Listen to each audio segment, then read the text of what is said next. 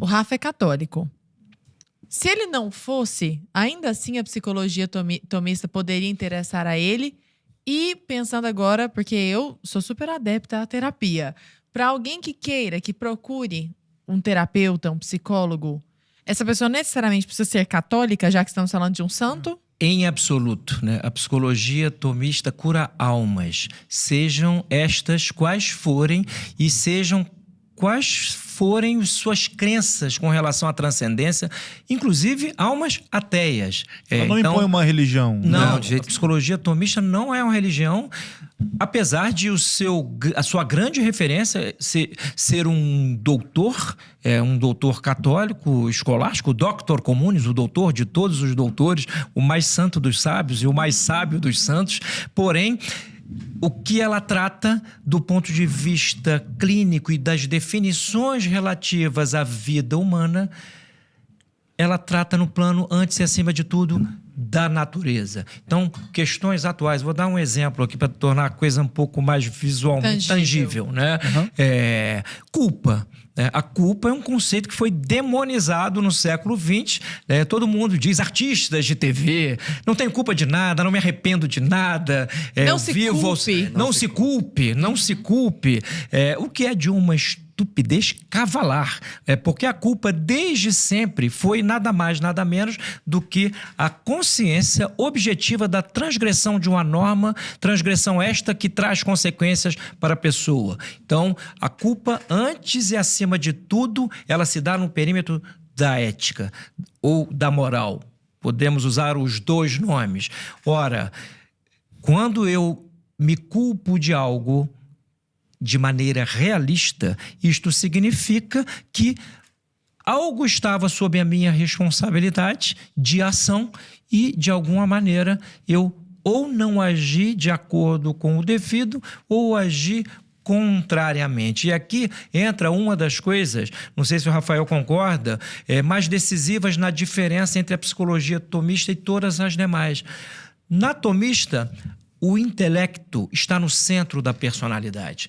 Outras psicologias, elas desenvolvem as suas teses como se nós não fôssemos dotados de inteligência. Já foi feita uma busca em arquivos digitais de toda a obra de Freud e o conceito de mente praticamente é ausente. Então, a psicanálise é uma corrente da psicologia no século XX para a qual a mente não tem papel nenhum, não joga papel nenhum. Nós somos entes, digamos assim, que estão submetidos a pulsões inconscientes, não há valores objetivos.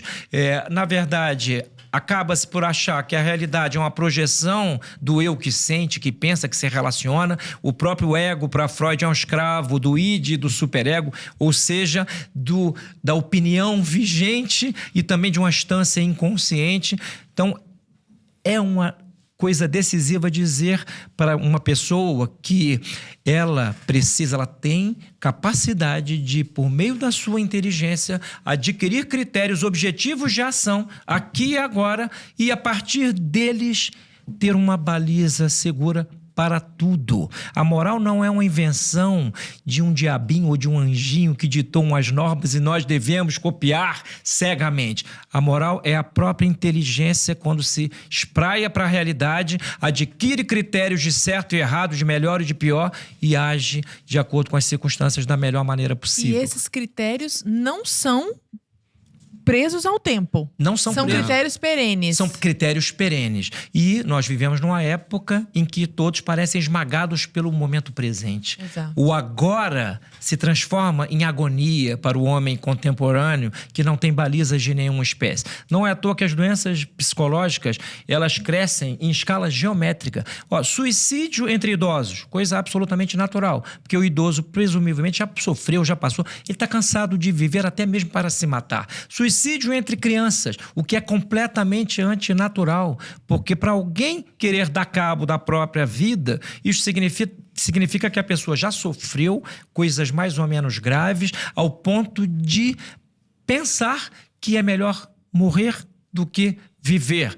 Então, hoje a cultura, como diz o professor Martim Echevarria, do livro que eu trouxe aqui, Correntes de Psicologia Contemporânea, ele diz que a cultura ela é eu vou usar um termo, mas eu vou explicar. Patógena, ela causa doenças. A pessoa liga a TV, já começa a adoecer. Ela entra na internet, dependendo do site que ela frequente, ela já começa a ficar doente. Ouve o rádio, vê um noticiário do apocalipse, já, né, pensa em se jogar de algum 7º andar.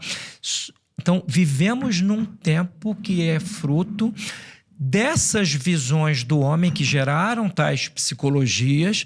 Por isso é um tempo de agonia e desespero em escala crescente, como eu disse. E aí, o jovem, ou mesmo a pessoa idosa, essa semana mesmo estava dando aula lá no Rio, um senhor de cabeça branca, idoso, professor de psicologia, falou, poxa, eu vim aqui, sabia que o senhor daria aula nessa instituição hoje, eu sou professor de psicologia, eu estou embevecido, não sabia que isto existia. Eu falei, bem-vindo então, senhor, né? Bem-vindo ao clube dos contemplativos, porque curar a alma significa enxergar a realidade de maneira mais ampla e enxergar a si mesmo de maneira mais precisa. Quando a pessoa não sabe nem o que é, nem para onde vai, nem o que deve fazer, é claro que a angústia se impõe. E